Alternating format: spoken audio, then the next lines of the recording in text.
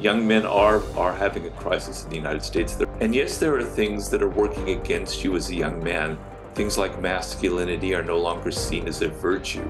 But you can't think of yourself as a victim. This is my one chance in life. I'm not going to screw this up. I'm going to make this either get rich or die trying, to quote 50 Cent. The idea that it's just about talent and genius, oh, I'm not born that way, oh, I'm not an Einstein or a Mozart, is just it's hard to be a leader these days because you're listening to so many voices and you have to deal with the media and social media. I don't know if we can have a Churchill or a Lincoln anymore.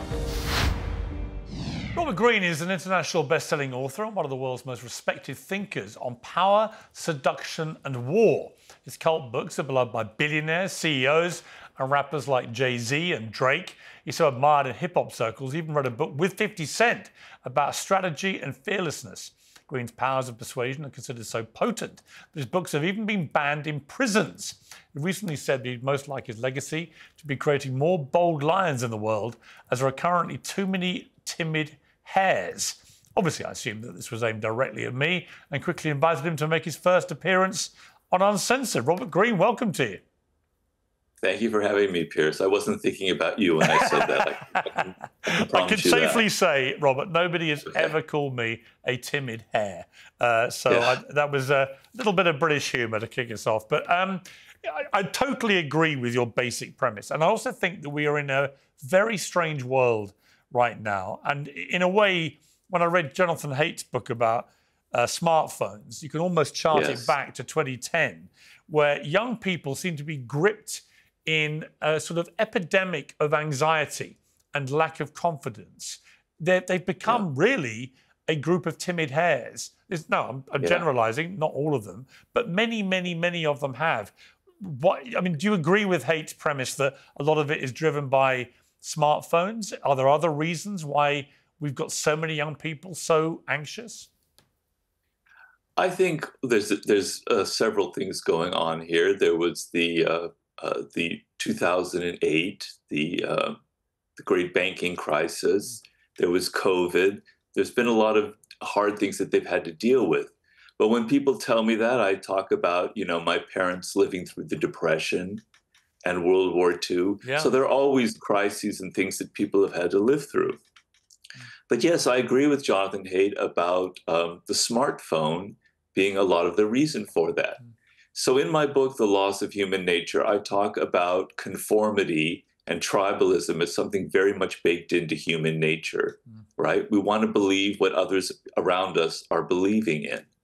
And social media has become like the nuclear option in that, because we are so attuned to what other people are having for breakfast, where they're vacationing, their boyfriends, their girlfriends, all the great things they're doing, etc., that we're losing a sense of what makes me unique, what makes me different, what makes me stand out from the crowd. And people are more and more afraid. They're more timid. They're more conformist. And so I try to maintain, when I talk to young people and give them advice, I say that the source of your power in the world, the source of anyone's power that makes you successful, that makes an Elon Musk or any entrepreneur successful, is being different. Is mining what makes you a unique person, what makes you stand out, right? And that often means going against what other people are doing, and maybe even embarrassing yourself, and maybe even taking an opinion that other people don't like, right? But if you're going to get rid of that, if you're going to just simply do what other people are doing and think what other people are thinking, you have no power in this world. You're going to become like everyone else, and you're easily replaceable. So yeah, I think social media has played a huge role in this, a very detrimental role. And when I advise people, I say, being fearless, not being afraid to do something unconventional.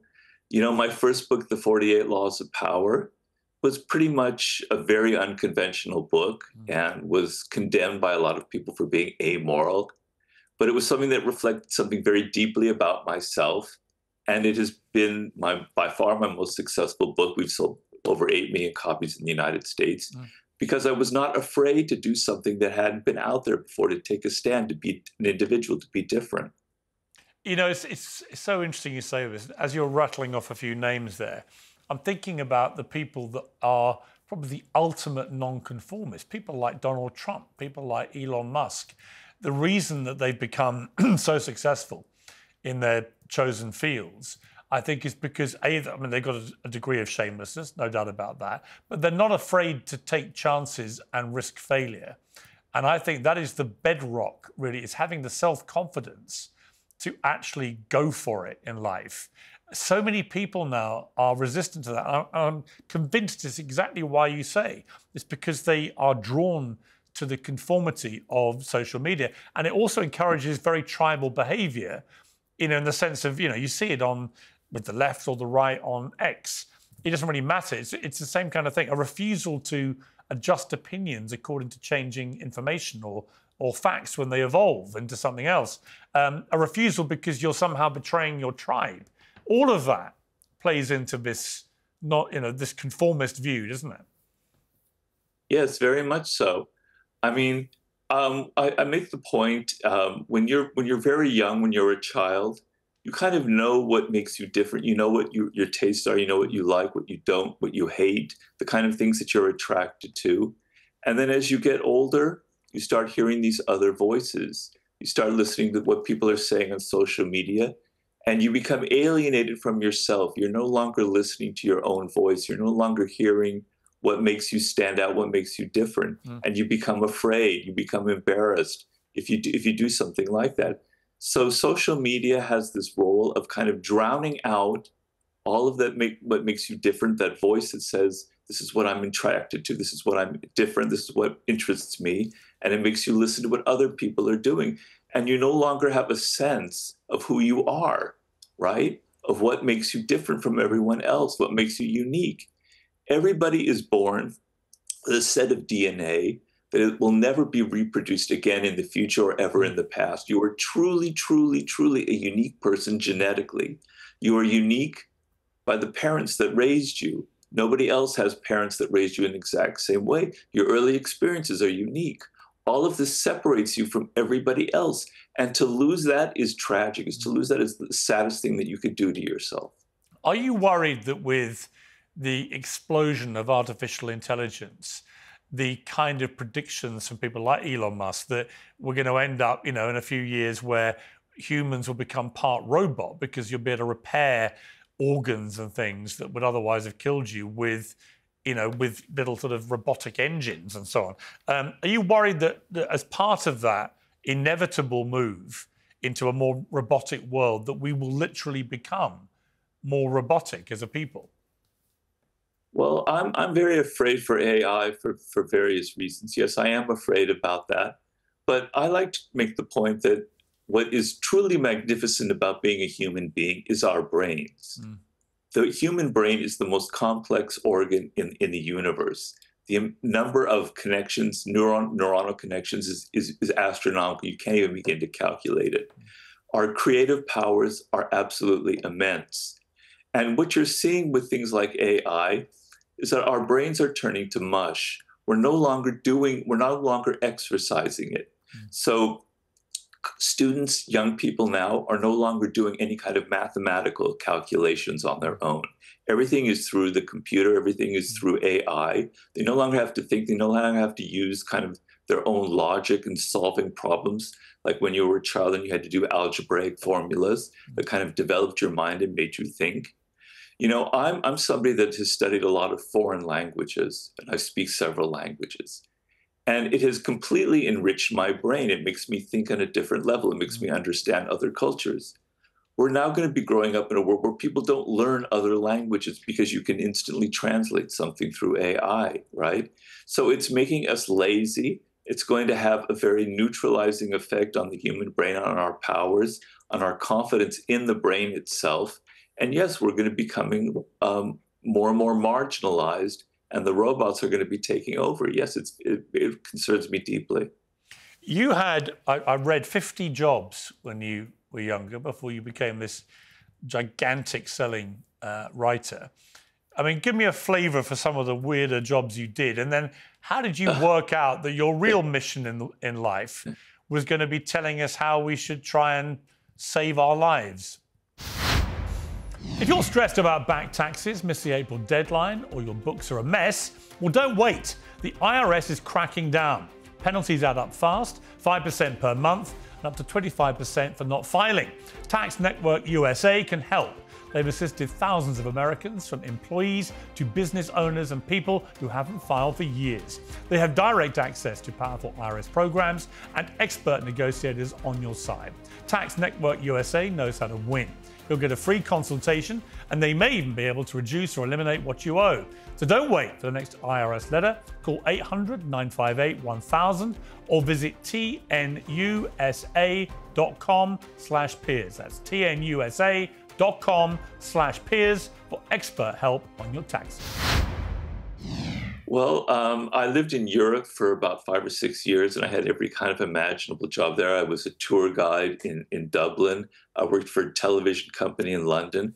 I worked in a hotel in Paris as a receptionist. I taught English in Barcelona. I lived on an island in Greece, and I got so sick that I couldn't pay my way off the island. So I had to do construction work, pulling nails out of boards. So I've had all those kinds of jobs here in Los Angeles. I worked for a detective agency as a skip tracer, and I've worked in Hollywood. I've had some of the worst bosses that you can imagine, some of the most manipulative, psychotic bosses, and they all inspired the 48 Laws of Power. But basically, I saw my life as a kind of an adventure where I was going to try everything, right? I was going to live everywhere. I was going to try every kind of job. And I knew all along that I was going to be a writer, because that's the only thing that I'm good at. I'm not good at basketball. I'm not good at sports. I can't build anything with my hands. The only thing I ever was good at was writing. I just couldn't figure out what kind of writing I was meant to do. I tried novels. I tried journalism. I worked in Hollywood as a screenwriter. I was a failure at all of these things. And basically, I was 38 years old. My parents were getting very worried about me. What's Robert going to be? You know, is he really looks like a loser at that point in my life? And so I had a chance. I was in one of my 50, 60 jobs. I was in Italy working on the opening of this new media school. And I met a man there who was a book packager. And he asked me out of the blue if I had an idea for a book. And suddenly everything in my brain just clicked. All of my bad experiences, all of my horrible bosses, all of those terrible jobs that I had. I read a lot of history, and I saw that everything kind of repeats itself. So in Louis XIV, in Versailles, you had the courtiers. Everyone was being so careful and trying to impress the king. And if you didn't impress the king, you were thrown into prison. And I thought, it's the same world that has existed in the 17th century as now. It's just you don't get thrown into prison, you don't get beheaded, you get fired. And so I thought, there are these kind of timeless laws about power. And that was the book I could write. And he got so excited about that, he said, Robert, I'll pay you to live while you write this book. It was the turning point in my life. And essentially, at moments I had been so depressed and so despondent, that when he gave me that opportunity, I go, this is my one chance in life. I'm not going to screw this up. I'm going to make this, it's either get rich or die trying, to quote 50 Cent. I was either going to make this happen or forget it. I'm a failure. So, but mostly the lesson for me was I never lost faith in my ability to write. And when the opportunity came, and I was 38 years old, I took it and I used all of my experience in life and poured it into that book. Do you think that everybody has a talent, but most people probably don't find out what it is? Yes, I'm very much egalitarian on that. So in my book, Mastery, in which I describe the kind of path you must take in order to master any field, one of the examples I have in the book is this woman, Temple Grandin. Temple Grandin was born with high-level autism. She was basically going to be sent to some kind of a home where she'd have to live her whole life. She was non-functional. And she had a teacher who didn't believe any of that. And slowly she pulled Temple Grandin out of her prison that she was locked in her mind, and taught her language, etc. And as she got older, she developed this interest in animals. because a lot of autistic people feel they're more comfortable with animals than with people. And she developed herself, she became a scientist. And now she's an extremely high-level scientist who studies animal behavior, who designs facilities for slaughterhouses, et cetera, and who writes about autism. And I say, if someone with deep, deep autism, who has severe brain damage from birth, can become a master in a field, that means any of us, I believe, can achieve that. It's just that we don't believe that anymore. We think that people are born talented. It's not that everybody is born with a talent. Everybody is born with the possibility to achieve that. It's just that you don't mind what makes you different. You don't mind what excites you. She became successful because she had a deep love of animals, and that pulled her out of it, and she wanted to study zoology and biology. You out there, you have some deep love, something that you had when you were very young. You've just not listening to it. You're not attuned to it. And so you go through life, you're 21 years old, and you know you have to make a living, and you go to law school because your parents tell you that. But it's also something that connects to you deeply, and you get in a path that's not who you are. And so I truly believe that if you find what that path is, what makes you unique, what makes you different from everyone else, you have a chance to become a master in any kind of field. Yeah, 100%. I was watching a clip on TikTok, I think, and it was a Manchester United football player, soccer player, as you would call him, called Phil Neville. And he used to play with Cristiano Ronaldo, who is, for me, the best to ever play the game. And he was talking about when he first came to United as a young kid. And he said that people keep calling Ronaldo someone with a God-given talent. And he said he definitely had a lot of talent.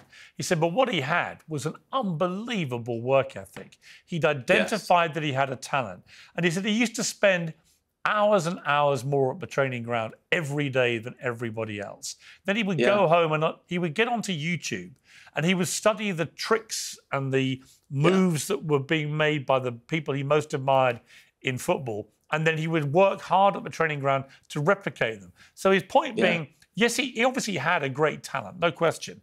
But there are so many very talented footballers who never make it. What differentiated Cristiano Ronaldo, and I've become good friends with Cristiano, and I've talked to him about this, he just had this incredible drive to be the absolute best at his talent that he could possibly be. And that drive has propelled him to become arguably the greatest to ever play the game. But this wasn't something he was necessarily given by God on a plate. Here you are, you're going to be the greatest to ever play the game. He took what he believed was his talent and made it an incredible thing. Yeah, we fetishize the word genius and talent. But, you know, the classic example would be like a Mozart, for instance, or an Albert Einstein. But if you study these people deeply, you learn that actually they developed these talents. They weren't just born that way. Mozart was listening to music when he was 4 years old, 3 years old. His father was a great pianist, right? So it was in his blood. He was hearing it all of the time. But nobody worked and practiced harder. You know, you have the proverbial 10,000 hours that Malcolm Gladwell talked about. He had put in those 10,000 hours by the time he was 10 years old because he loved playing the piano and he loved music so deeply. So that by the time he was 18 years old, he had been practicing so long, he'd been composing so long that his genius could absolutely flourish. But it was a function of the hours of practice. You can do the same thing for Albert Einstein. Yes, he was very brilliant, with no doubt. He had a high IQ. But when he came up with his first theory of relativity, it took him 10 years to develop that theory. And the hours he spent in, day out, thinking about it over and over and over again, trying every possible permutation. It was a function of the hours that he put in and the practice that he put in. So the idea that it's just about talent and genius, oh, I'm not born that way, oh, I'm not an Einstein or a Mozart, is just bullshit. You know, it's not true. Well, I remember that book. Yeah, I remember the Gladwell book and the story of the Beatles. You know, everyone thinks the Beatles just came together and were just a fun band from Liverpool, whatever, and they don't know enough about the story that the Beatles went to Hamburg in Germany and they played, you know, sometimes 10, 15 gigs a week, and they really honed their craft, where someone like Paul McCartney is known as a brilliant songwriter, and a great singer. But he's also reputed to be, by his peer group, one of the best bass guitarists that's ever been. And that's down entirely to the thousands of hours that they played these shows in Hamburg. So that's an example. I think I would add also Tiger Woods. I think he's in the Glad World book too. Tiger Woods' dad was a golf nut, and he recognised his son had good coordination and everything else. So he harnessed that boy from a very young age. But if his dad hadn't been a golf nut, would that have happened? I mean, probably not. I mean, Tiger would have probably done something completely different. So, again, you know, part of it is finding your talent. Part of it is finding people around you, I guess, that can help you nurture that talent. Part of it is the drive, the single-minded drive. You know, I say I've got 4 kids. The one thing I try and instill in them is a self-confidence. I think it's the one most important thing I can give my children, the ability to back yourself. And, you know, whenever they ask me, Dad, you know, I've been offered this, or I've got the chance to do this, and I say, well, just back yourself, just do it. And if you fail, but you give it everything you've got and it doesn't work, or you try something, you know, even at school, like with exam stuff, sometimes they're not very good at something. I wasn't very good at maths, for example. I was very good at English or history.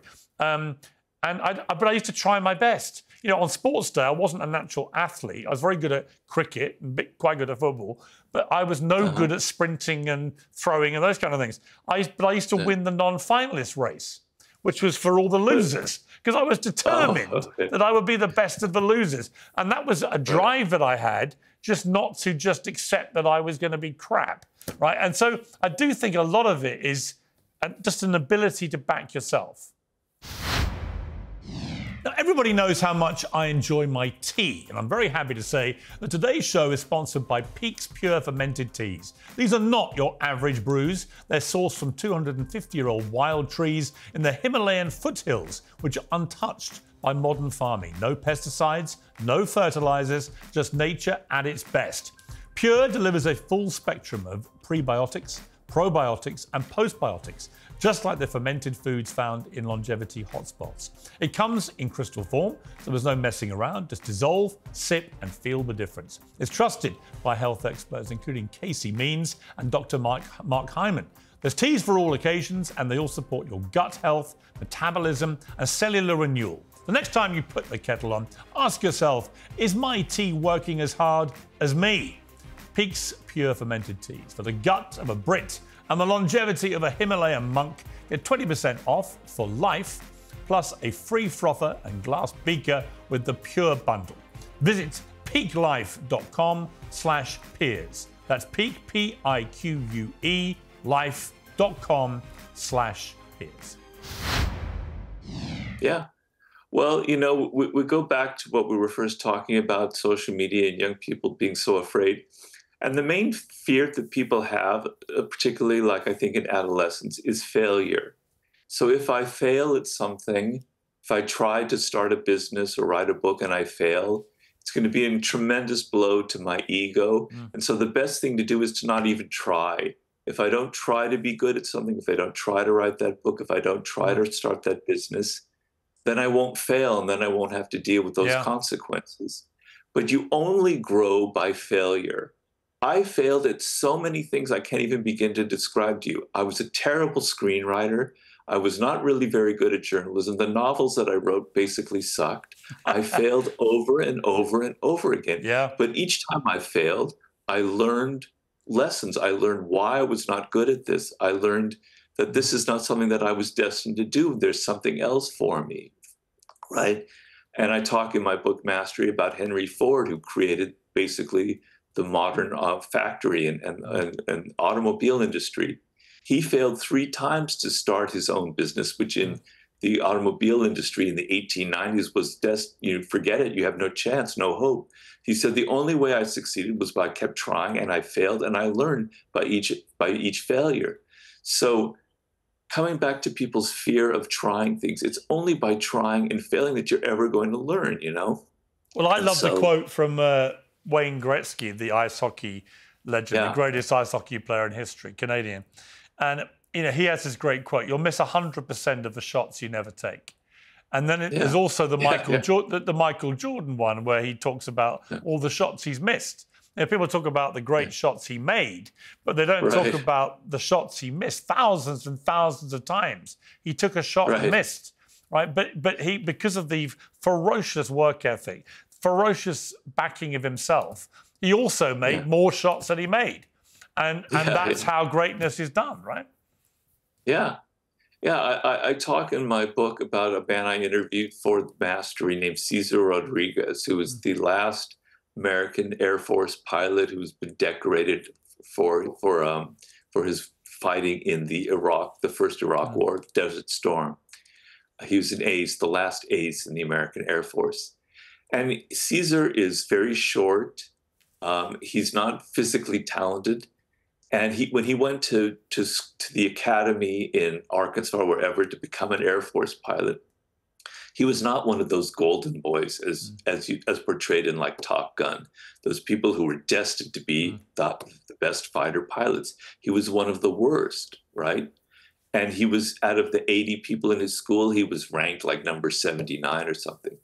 Through sheer hard work, through sheer practice, because he loved flying planes and because he knew that this was what he wanted to be, he turned himself into the best fighter pilot at the school. But what he did was he spent hours and hours and hours in front of the simulation, and he practiced and practiced and practiced, while the golden boys who thought that they were destined to be great fighter pilots were lazy. They didn't put in the practice, and he became a much superior fighter pilot, right? So, you know, when I did the book with 50 Cent, and you see celebrities, you see your Michael Jordans, your Tiger Woods, or your Cristiano Ronaldo, you only see their success. You only see the glory. You only see all the fame that they achieve and all the glamour and glitter around them. And the same thing with 50. But when I was around 50, I saw how incredibly hard he worked, right? He was one of these people like a Tiger Woods. He was putting in hours and hours and hours and hours, not just in learning music, but in learning the music business and what would create success in the music business. He'd also... Well, I was going to say, I interviewed him actually for CNN once and really liked him. I thought he was very thoughtful, very interesting guy. But I remember asking him, he was shot point blank in the face. 9 times. And I said, what was that like? And he just looked at me, and after about 3 seconds, he said, painful.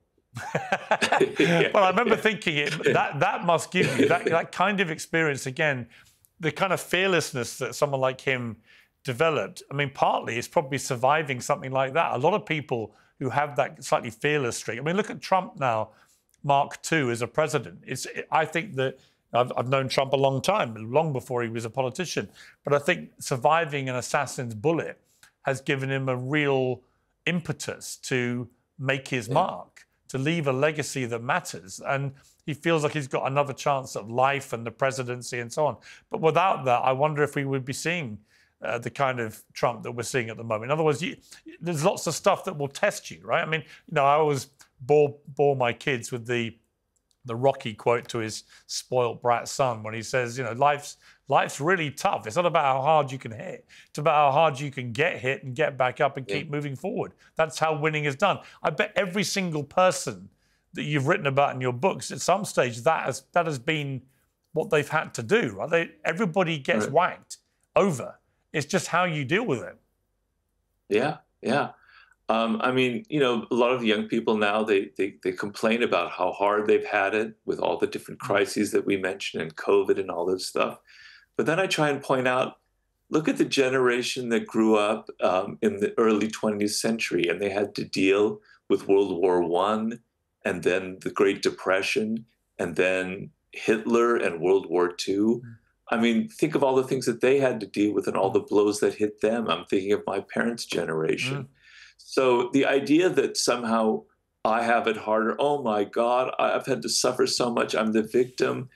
When you start thinking of yourself as a victim, you become the victim, right? It becomes a self-fulfilling prophecy. You feel like you have no agency. So a lot of people now are talking about the crisis among young men. Right? And young men are having a crisis in the United States. They're falling behind in a lot in sciences and school, et cetera. Same in the UK, Yeah. And then I say, my advice is, look, this is the culture that you live in. You don't get to choose when you were born or what the culture is like. Mm. And yes, there are things that are working against you as a young man. Things like masculinity are no longer seen as a virtue, right? Okay. But you can't change that as an individual. You can't change your culture. That's just the way things are right now. And they'll shift back at some point. But you can't think of yourself as a victim. You can't think of yourself, oh my God, I feel so sorry for myself. The world hates me. Mm. It's all about women. It's not about men. Oh me, oh my. Then you're going to become passive and you're not going to feel like you have any agency in this world. And I advise young men to not think that way. You have agency. The masculinity that you feel is inside of you. It's not going to come from the culture. It has to come from inside of you. It has to come through your own skills and through your own thinking. Right? So the moment you start getting passive and thinking that, oh my God, I'm a victim and I have to complain and I have to get on social media and blame this person and other person, you're already putting yourself 3 steps behind everybody else. You're creating your own failure in a way. The ups and downs of the economy can be stressful and worrying. One of the smartest ways to protect your savings is with diversification. And you can start by talking to the expert at Birch Gold Group. Gold's value has surged 40% in the past 12 months, driven by record-breaking central bank purchases. Even with global instability, demand for gold continues to grow. Birch Gold makes it easy. You can own gold to store at home, or you can convert an IRA or a 401k into a tax-sheltered gold IRA. Just text my name, Piers, to the number 989898, and Birch Gold will send you a free info kit on gold. There's no obligation, only useful information. With an A+ rating, with the Better Business Bureau, and tens of thousands of happy customers, Birch Gold lets you take control of your savings today. Text the word Piers, that's P-I-E-R-S, to 989898. You know, it's interesting, as you were saying that, I was reminded of one of my favourite poems. It's tiny. I think it's a D.H. Lawrence poem called Self-Pity. And it's about how a wild thing will never feel sorry for itself. I'm paraphrasing. Will never feel sorry for itself. A bird will die frozen to the bough before it feels sorry for itself. I can't remember the exact word. It was something like that. And the point being that in the wild, animals, they don't have self-pity. It doesn't exist as a characteristic. Humans have become more and more self-pitying. And we've also, oddly, as a society, begun to celebrate failure and weakness and all these things, with everyone now almost competing to tell the world about their failings and about how bad they are at things. And, you know, like I see people, I joke about this, but you see people on Instagram saying, I just passed my driving test at the 10th attempt. I'm so proud of myself. And it's like, if I had taken 10 attempts, I would not be boasting about that at all, right? And then you get all the people saying, oh, proud of you, babes, you've done great, babe. Really? You're obviously an absolute menace on the roads. You shouldn't be allowed to be near it. But again, it comes back to this whole. I mean, it's why, in a way, people like Andrew Tate, who I think are genuine examples of toxic masculinity, why they have such a grip on young men, because young men who are anxious and fearful and confused and don't really understand their place in the world anymore, they're always going to gravitate to strong people like Tate, who, for all his faults, and he has many faults, but he also, the kind of chest beating, believe in yourself, work out, get fit, be strong, be a man, all that stuff resonates with young men, because they're not really hearing that anywhere else. All they're hearing elsewhere in their heads are, you're a failure, we don't like you anymore, society's better off without people like you. Yeah, I mean, for what I always think of as masculine virtue, growing up, basically in the 60s and the 70s, was kind of a quiet quality, an inner strength, a security about who you are. You didn't need to put other people down to feel that you were a man, that you were masculine, right? It was kind of a quality that was quiet. You cared about other people.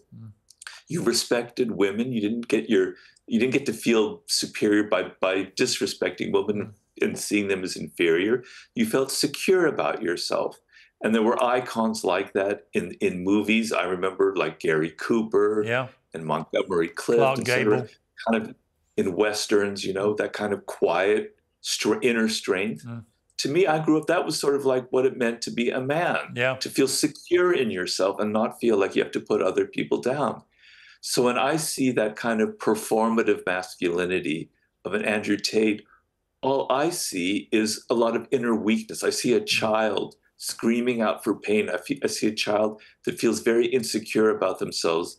And the only way they can feel powerful is by putting other people down. And to me, that's not what strength is. That's not what it means to be masculine in this world. Yeah, I completely agree.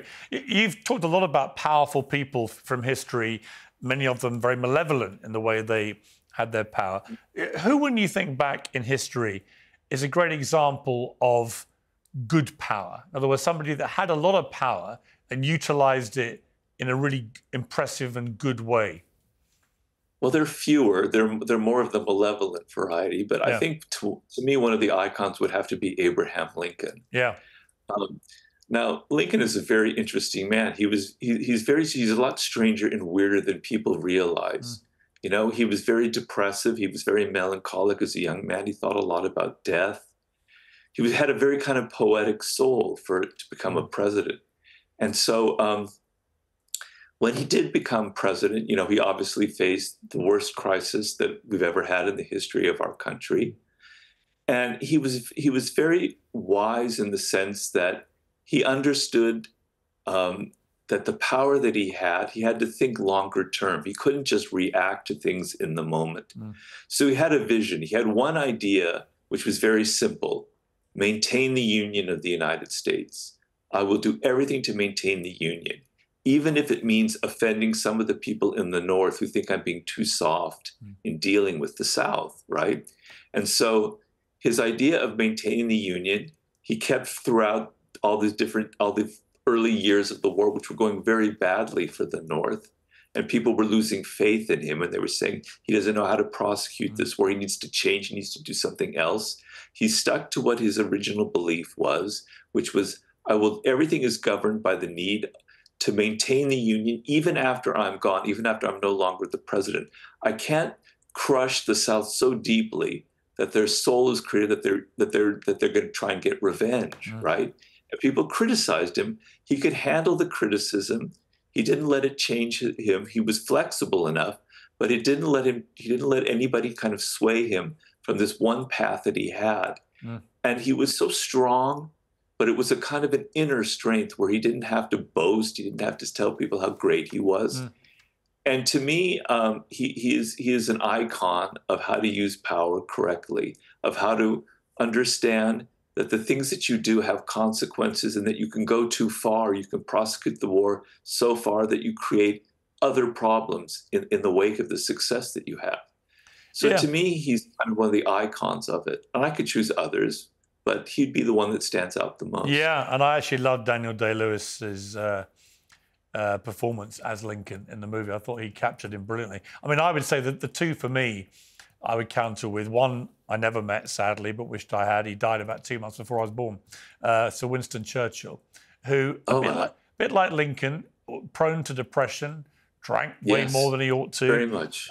Incredibly poetic again. Very, used to write extraordinarily poetic prose and stuff. But also had an absolute inner conviction, an unwavering conviction that we would defeat Hitler and the Nazis when many were ready to literally throw in the towel. So I think he's a good example of someone who actually, had been sent to the wilderness of politics, really. People were... Gallipoli and all of that. Yeah, he was a laughing stock before the war, and then suddenly, bang, it all came, his moment arrived and he took it. And the other one is someone I did meet and did interview, Nelson Mandela, who, when he came out of prison after 27 years, the idea you could do 27 years in a 6x6 cell and come out as a true peacemaker who, rather than preach all-out war on the white population, as so many of his own supporters were willing him to do, he went completely the other way and preached unity and peace. And I thought that was an extraordinary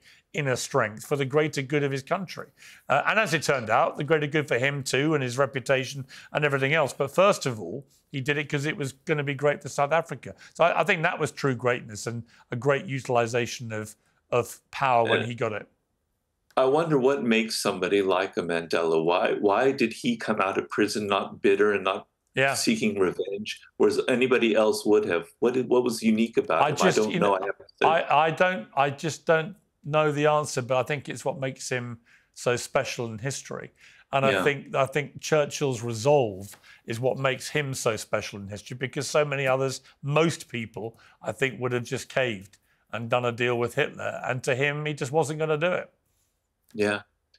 Well, it's hard to be a leader these days because you're listening to so many voices and you have to deal with the media and social media. And so it's hard to have that kind of resolve. I don't know if we could have a Churchill or a Lincoln anymore with so many forces, so many voices in their ear telling them about worrying about this or the consequences of that. It's hard to have that kind of inner strength anymore. I think it's possible, but I think you've got to trust your gut instinct. Yeah. Robert, there are just two things quickly just wanted to ask you before we finish. One is you were raised Jewish in the United States. You've got family members and friends who were impacted by the Holocaust. But you've also had many interactions with Palestinians that had a big impact on you. What do you make of where we are with the war in Gaza? Well, it's horrifying for me because as I've said before, I can kind of see both sides. I'm Jewish. I grew up when I went to Hebrew school. Israel was just sort of this young nation. It had so idealistic the idea of the kibbutz and the kind of egalitarian society that was evolving. It was kind of infused me with this sort of sense of idealism. But then later in life, I've never been to Israel. I never considered myself a Zionist, but I had those kind of sympathies. And then later in my life, I've met Palestinian people, and I listened very deeply to them and to their sense of sadness from what they have lost. And I remember met one woman who I will never forget when I was in Dubai for a festival of literature. And she described to me in depth the incredible pain she was feeling of this beautiful country that she had grown up in, and that there seemed to be no options, right? That it was hopeless for her. She'd spent her whole life trying to create peace. Her whole idea was a one-state solution. She tried to tell me how that was like the only answer. And I think obviously at this point in history, the one-state solution is not possible. But she had a sense of hopelessness that their whole life devoted to this cause was going to lead to nothing. And then I helped somebody who wrote a book about his experiences growing up in Palestine. And so the idea of losing your country and losing this land that meant so much to you, that's so beautiful. And the Palestinian people are extremely well educated in the Middle East, right? And they don't just, this is not fair. This is not just. This is not the ideals of Judaism that I had grown up with the ideals of Israel. And so if you're a logical, rational person, the only possible thing that could happen is to create a two-state solution that you can live in peace with these people, right? Because if you don't, it's just like a gnawing wound that's going to go on year after year after year after you're going to be dealing with another Hamas that's going to come up, another Palestinian authority that fails. It's never going to solve itself. And when you pull back and you look at the larger picture, we're both Semitic. We both come from the same part of the Middle East. We're the same blood, essentially. And what divides us is only in our heads. It's completely irrational, right? We are related to each other. We are Palestinians and Israelis. We are actually brothers and sisters. So this madness has to stop, and there has to be somebody else that comes to power that realizes that the only ultimate peace for Israel, okay, it helps now that Iran may no longer be such a threat, but the only hope for ultimate peace is to create a state for the Palestinians where they have their own power, their own independence, their own land, and then you solve it for good, and then Israel will be able to live in true peace. It seems intractable now, and maybe when Netanyahu's gone, there will be somebody else who will actually put this into practice.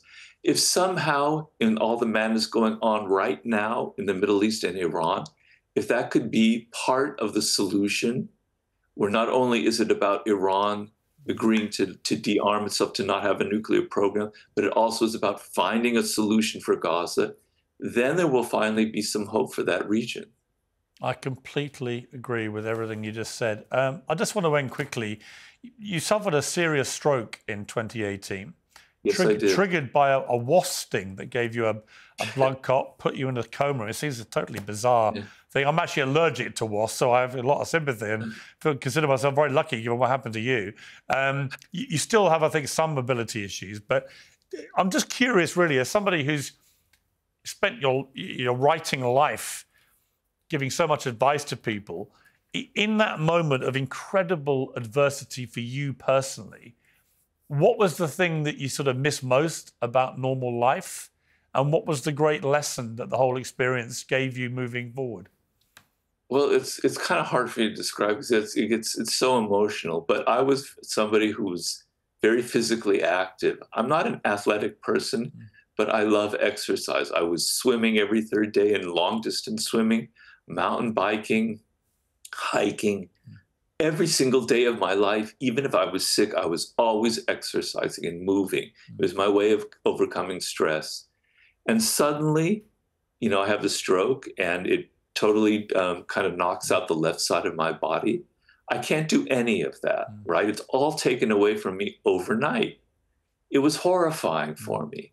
It was absolutely horrifying for me. And took years of, you talk about self-pity. I could have felt very sorry for myself then. Why me? If that wasp if a wind had come up and just gone like past me, none of this would happen. Why? Why, God? Why would this happen to me? I could have fallen into that. But fortunately, my brain wasn't affected. I had, yes, a little bit of brain damage, but not enough so that I can't write another book or appear on Piers Morgan's show right now.